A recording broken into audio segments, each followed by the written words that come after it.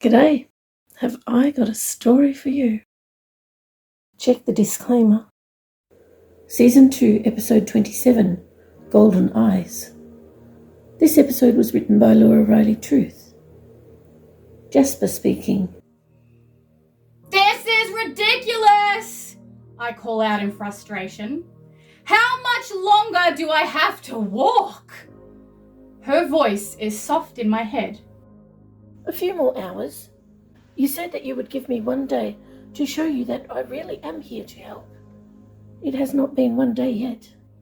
I sigh loudly and adjust my backpack, stomping my way through the overgrown grass. For all I know, you're just my imagination playing games with me, or a trick by the scientists or the tribe men. I realize how stupid that sounds as I say it. The tribe men do not use mind talking or whatever this is. They didn't even know I was hearing her when I chose to leave. Her voice continues. If you really believed that, would you be talking to me? Of course not, I say without thinking. Scientists crack too easily. The slippery false kindness drips away slowly, or, with provocation, it's shed in seconds to reveal the true personality beneath.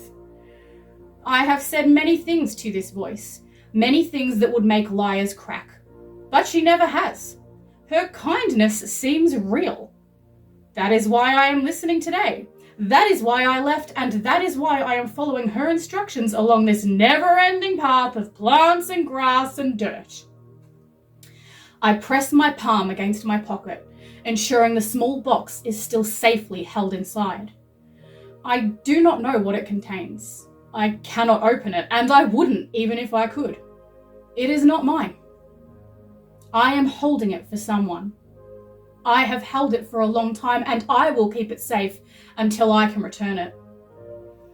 I remember her completely misplaced optimistic smile, the complete contradiction to my pessimistic whining that never seemed to faze her. She used to tell me I was an expert whiner, a knowing half smile always on her lips. That would make me grin. Why, thank you, I would say, taking a bow. Her laugh was carefree, melodic, infectious, like the remedy to angst and the encouragement of hope. I could listen forever. It is because of her that I am now free. Free to move, to breathe, to think, and to feel. Free to just be. Without her, I would be dead, or a monster.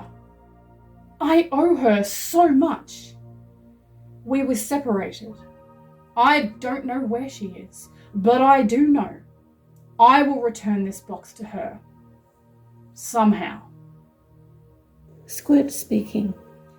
We see the sun slowly rising in the distance, peeking through the gaps in the dense canopy. This means we are running perfectly on time. We have one more delivery before rest stop 1, and apparently this particular delivery will be a little different. Little sweetheart let me know that we had to hand him one parcel at a time. Apparently it will be obvious when to do so, and this is meant to help prove that she really is trying to help him. Sounds like he is quite skeptical. Not too unusual with a life like his. We hear a voice in the distance. My shoes are gonna be destroyed if I continue like this, you know. How am I going to continue after this first stop? Seems like an oversight, The voice pauses briefly. Oh yeah, brand new shoes. His voice growing louder as we keep walking closer. From the forest cobbler, I suppose. Get a lot of work in the middle of nowhere. I hear myself giggle. I think I'm going to enjoy this delivery. He stops mid-sentence as he sees us approach. Who might you be then? He says with practiced dismissiveness. We grin. You can call us Squirt, I say with a smile, as his eyes dart between us like his brain is trying to determine if we are both Squirt or if I misspoke. His mouth opens to speak, but I beat him to it. This is for you, I say, holding out the first parcel from the bag we have ready for him.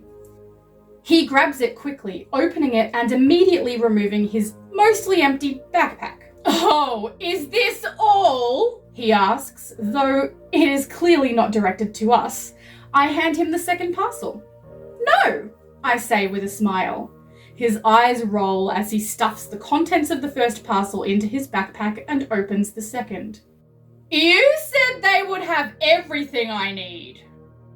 His head tipped back like he is yelling to the sky as the second parcel is packed into his backpack.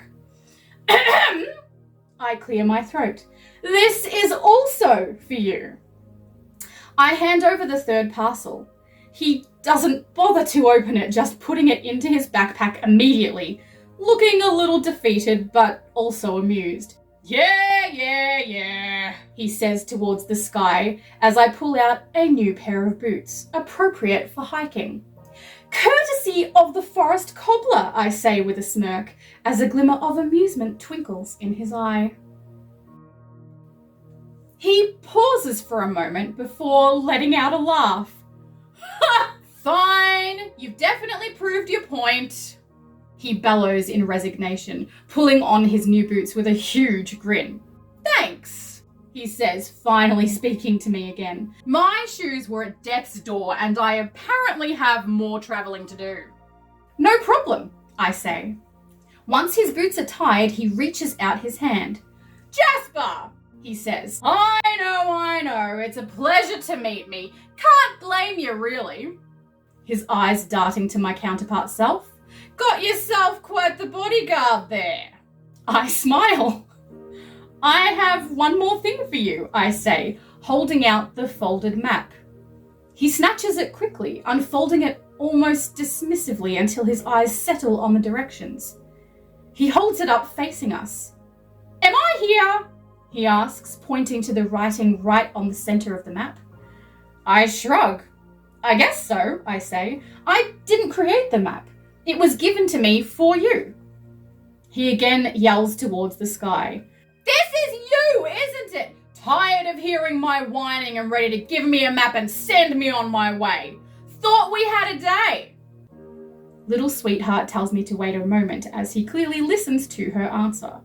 His eyes suddenly look up at me and he asks with a serious tone that surprises me. "Who gave this map to you?"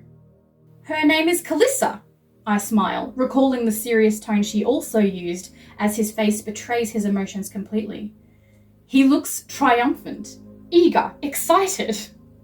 His eyebrows raise high as his grin threatens to breach his cheeks and overflow from his face. "Gotta go," he says as he hurries past us, quickly increasing to a run. We chuckle to ourselves as he calls back. "Thanks, Squirt Cobble!" "You're welcome!" I yell. Time seems to be moving very slowly, or maybe we are moving very fast. Either way, it means we are able to make a great many deliveries in quite a short period of time. This often happens for me, though I cannot explain how, nor can I accurately predict when it will happen. I am just grateful that it does. As we continue along our path, I notice various animals watching us, or following us. Just one here and another there at first, but eventually there are many following, or flying overhead. As we approach the hidden cave entrance, a kookaburra lands in a tall tree beside us and laughs quite loudly, the way most kookaburras do. As if in response, the animals that were following us now surround us and block the cave entrance. Not in any malicious way, but in a protective way. Little Sweetheart lets us know to wait as 3 animals enter the cave, a dingo and 2 sulphur-crested cockatoos. This group of animals is an odd mishmash of creatures that would not normally collaborate. There are kangaroos, emus, dingoes, wallabies, snakes, lizards, and many different birds, including a few kookaburras. All of them have golden eyes, similar to those of my counterpart self. Footsteps echo from the cave, growing louder as they approach. A tall man, a tall woman, and a boy who looks to be about my age. The animals follow them as they exit. I smile as I recognize the face of the man. Daku! I can feel my smile growing. Must have been a while since you've seen me. Daku looks at me with skepticism before realization fills his golden eyes. I laugh a little as his expression changes from one confused look to another. After a moment, he speaks. You look young.